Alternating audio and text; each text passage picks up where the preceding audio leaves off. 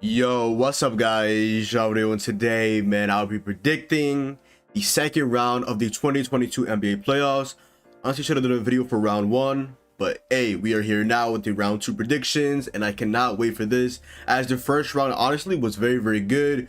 We didn't see any game sevens, we didn't see any sweeps though, but we did see some very good matches, and hope that this continues on for the second round, as we are literally less than 7 minutes away from game one of the Bucks versus Celtics game one, which will be the best series in my opinion by a good margin. But other than that, let's get straight into the predictions. Okay, I'm gonna start off with my Miami Heat. I'm gonna go ahead, even though I know Joel Embiid is out game one and he's out game two, my prediction even before that was Heat in 6. I just really feel like Joel Embiid obviously will have his good performances. James Harden, though, I really hope that we contain him as much as we did to Trae Young. Trae Young obviously is a better player than James Harden. I think that's the consensus. So I feel like just if we can contain James Harden, if you saw what we did to Trae Young, who is a better playmaker, who's a better scorer, I feel like we can contain James Harden. But that will open up spaces, obviously, for the Hawks, open up spaces for but the Bogdanovic. This will open up a huge space to elevate and just play well, and that will be obviously the Tyrese Maxey, young star player in my opinion. That dude is very good. He will have a very good series. I feel like if the Heat guard Harden like they did Trae Young, no Joel Embiid, they're gonna be all over James Harden. But in my opinion, in this series, I'm really more scared of Tyrese Maxey. Last game against the Heat, obviously, when we had our struggle, people were writing us off. Tyrese Maxey went ahead and absolutely had a masterclass game against them, and he was hunting Tyler Hero on defense, and the Heat were not hunting him on defense, and they were just hunting Tyler Hero. We saw Tobias Harris, I think George Niang, obviously Tyrese Maxey, all hunted Tyler Hero on defense, and they won that game. This was again one of the worst losses of the season, as there was no Embiid or Harden, and we lost to this team. Okay, so my prediction, even though Embiid is out game one and game two, Lowry's out for game one and maybe chunking into the other games. Hopefully he's back. Definitely miss Kyle Lowry. My prediction still stands. Miami Heat in this game, we're not going to sweep. If you watch Miami Heat all season, we literally play down the competition. We really don't sweep people. We really don't blow people out too much. We play down the competition, and that's what our thing really is. So we're going to have a close game like the Hawks throughout all probably the games, and the better team in my opinion will close it out for the 6 games in particular. So yeah, definitely does help having the first overall obviously seed, get home court advantage literally against everybody pretty much, except obviously the Phoenix Suns if we were ever to match up in the finals. Okay, so moving on, I'm gonna stay with the Eastern Conference, then I'm gonna go to the Western Conference. The Bucks versus Celtics, like I said, the game is now on in 4 minutes. It's on ABC. In my opinion, this is going to be the best series to watch. You got Giannis on one side. You got Jrue Holiday. Chris Middleton might be out to game 6 or game 7 if necessary. And then for the Celtics, you got Tatum and Jaylen Brown. The Jays, Robert Williams is fully healthy. DPOY, Marcus Smart. Man, oh man, is this going to be such a fun series to watch. I just can't wait to see how the Celtics just go ahead and just try to contain the Greek freak, Giannis Antetokounmpo, obviously the best player in the series. Obviously, we saw what he did last year's postseason. Hopefully, you can go ahead and repeat that. But yeah, I remember last year people were talking about Giannis is the Robin, Chris Middleton is the Batman. Like, respectfully, no. Respectfully, no. He shot all those people up, and he went ahead and won Finals MVP. And then with 50-point something rebound, game clinching 6. They literally came back from 2-0 in the NBA Finals against Chris Paul, Devin Booker, and the Phoenix Suns. So, not gonna lie, I still feel like even as a Heat fan, the Bucks, I really commend. Like, I love the Bucks and the Celtics. I really commend both teams. But respectfully to the Celtics, I'm gonna go ahead and I'm gonna say this is gonna be a 7-game series, and I'm gonna say Bucks in 7. I'm sorry, there's not one guy in particular that's gonna go ahead and stop Giannis Antetokounmpo. I know they'll throw a lot of guys at him, whether that's Robert Williams, whether that's Al Horford, whether that's Grant Williams, whether that's Tatum, whether that's potentially Jaylen Brown, or potentially DPOY Marcus Smart. But respectfully, I'm going to go ahead with the best guy in this series. I'm not going to go against Giannis Antetokounmpo in the playoffs. I learned after last season, I picked KD and Nets to beat the Bucks. They won in 7 games after a Giannis masterclass. and he literally did that as well in the finals, where he definitely mattered the most and got his first ever finals championship and also a finals MVP to add to his accolades. So yeah, Celtics and Bucks, I love both y'all teams, but I'm gonna go ahead and I'm gonna sway to the Bucks in 7. It should be a beautiful masterpiece. I commend both teams. Y'all are both elite teams. Y'all are probably maybe the 2 best teams in the Eastern Conference at this point, okay? As a Heat fan, I don't know, okay? I don't know. Y'all might be, okay? Y'all might be. I still feel like the Bucks are still the best team in the Eastern Conference. So I'm going to go ahead and I'm going to say that they move on to the conference finals against my Miami Heat. And you already know what happened last year. Don't even have to talk about that. But yeah, Bucks in 7 should be a great series. But I'm going to go with Giannis. I'm going to go with Jrue Holiday. Chris Middleton should be back for Game 6 if necessary. And Game 7 if necessary as well. So yeah. Moving on to the Western Conference, we have the Phoenix Suns versus the Dallas Mavericks. Ooh, we got Devin Booker and Chris Paul against Luka Doncic and Jalen Brunson. This is going to be a very good series. A lot of people are saying Suns in 5. Y'all are not giving this Mavericks team enough credit. They are a 4th seed for a reason.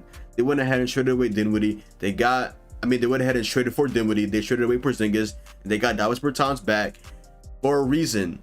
Because they've actually been producing pretty well. I know Dinwiddie is super inconsistent, but he definitely helps as a 6th man vitally for this Mavericks team, okay?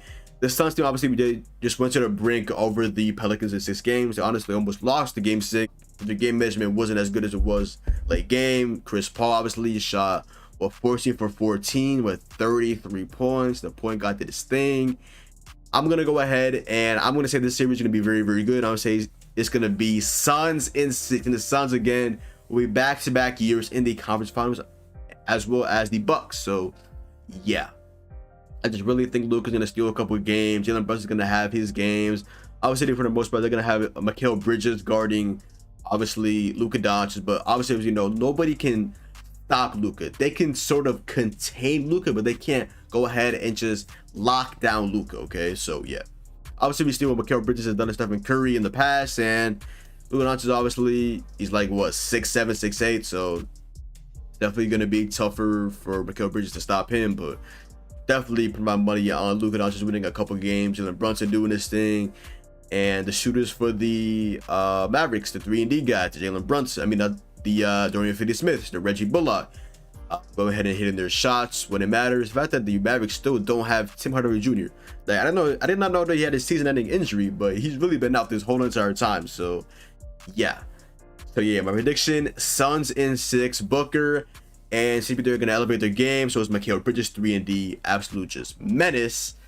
Cam Johnson will eventually become what we see in the regular season. And I just really like to see him. DeAndre Ayton's doing his thing. Might be looking to get that max. He's been putting up minimum 20+ point per games against the Pelicans. And he's looking to get his absolute bag, whether that's with the Suns or not. He is trying to get paid and he is going off, okay? Moving on to the last second round matchup, we have the Golden State Warriors in the Memphis Grizzlies. I talked about this a little bit in my video recently, my last video. This again will be one of the best series, right behind Milwaukee and the Boston Celtics. This is going to be very, very good because they matched up so well. The Grizzlies and Warriors always have these great matchups. They always go toe to toe. And we see last year, obviously, in the play-in, the Grizzlies beat the Warriors, and then the Warriors lost to the Lakers on a LeBron shot from 3, where he said he couldn't see. He shot up a 3 on like one leg, right? Right across the top of the key and drained it. Still don't know how he hit that shot, but yeah, my prediction. Obviously, we see John Morant and Stephen Curry always go off against each other. They love playing against each other. Desmond Bane always excels. I feel like Dylan Brooks always excels. We've only seen Klay Thompson played against this Grizzlies team one time this year in particular, and that wasn't when he was quote unquote back. This is when he was trying to regain his familiarity with this new look, I guess, Warriors team, and just getting used to playing actual basketball against NBA teams instead of just practicing with obviously the G League team and the NBA team. Nothing really beats actual NBA action. So yeah, I feel like Klay should excel. I feel like Curry should excel. Jordan Poole should continue to emerge. Draymond Green is going to be a pet. It's going to be so fun, honestly. I know for sure they're going to have some matchups where it's going to be Draymond Green guarding Ja Morant, Dillon Brooks guarding Stephen Curry. Oh my God, it's going to be honestly right neck and neck with this Bucks Celtics. A lot of people are writing off this Grizzlies team, but they don't remember that they matched up so well. There's a reason why last year in the play-in they beat them. I know Poole wasn't as good as he was. I know there was no Klay Thompson, but like I said, the emergence of the Grizzlies, though, emergence of Ja Morant, Bane has got so much better. Dillon Brooks, he's still a menace, a really good 3-and-D guy. Jaren Jackson was a fouling problem. Hopefully, he continues to help himself and not foul, because you cannot foul. I mean, especially if the Warriors go to death lineup, aka the PTSD lineup, with Stephen Curry, Jordan Poole, Klay Thompson, Draymond Green. Yeah. If they go small ball, Cavalini's the 6th man, then Jaren Jackson, you should not be fouling out. I mean, you'll probably be on Draymond Green. Like I said, they'll have some matchups where they'll have Draymond Green guarding Ja Morant, but for the most part, it's going to be a very good series to watch. A lot of people are really counting out the Grizzlies. I really still have a decent amount of confidence. I don't have them really going too far in the playoffs, but I have confidence in them at least taking a couple of games from the Warriors, which is why I have the Golden State Warriors winning in 6 games. My initial prediction for the series was Golden State winning 7, but seeing how Memphis really struggled mightily with the Timberwolves, who are the 7th seed, and ever since the playoffs, since Jimmy Butler left, that kind of knocked them down one game in my opinion. So if the Nuggets can win 1 game with Jokic and Will Barton and Aaron Gordon as number 2 or 3 options, the Grizzlies with Ja Morant, Desmond Bane, and Dillon Brooks as the 3 best players should definitely, and Jaren Jackson Jr. obviously, should definitely go ahead and minimum win 2 games. You should definitely win. I mean, y'all might not win today because it's the tone setter, honestly. But I feel like definitely game 2, y'all should definitely win that game. If y'all down 2-0, honestly, then yeah. I mean, down 2-0 going into Golden State. Remember, the Grizzlies are already higher seed over the Warriors, so and we know how loud Memphis gets. That crowd is on fire. That crowd is elite. So yeah. But yeah, my prediction, like I said, Heat in 6 over Philly, Bucks in 7 over the Celtics. I got something 6 over Luka Doncic and the Dallas Mavericks, and I have Golden State in 6 over Ja Morant and the Memphis Grizzlies. Okay. But yeah, man, I'm gonna go ahead and I'm gonna go watch this Bucks versus Celtics game 1. Should be an absolute masterclass, and I just cannot wait to go watch that game. Should be honestly the best series. But yeah, so happy with the playoffs so far. It's been really entertaining, and definitely gonna love making these videos. Obviously about the playoffs, because playoffs is very entertaining, and love talking about it and love watching it. And obviously, just an amazing time to watch some good playoff basketball. Okay. But other than that, y'all, that is the video. So go down below, drop a like, comment down below, follow me on Twitch, Twitter, and TikTok. Your boy John. Hope you got this video. And what are y'all predictions for the second round of the 2022 NBA playoffs? Do y'all agree with me or do you not agree with me? Comment it down below as always. But it's your boy John. Hope you guys did the video, and I'm out, man. Peace.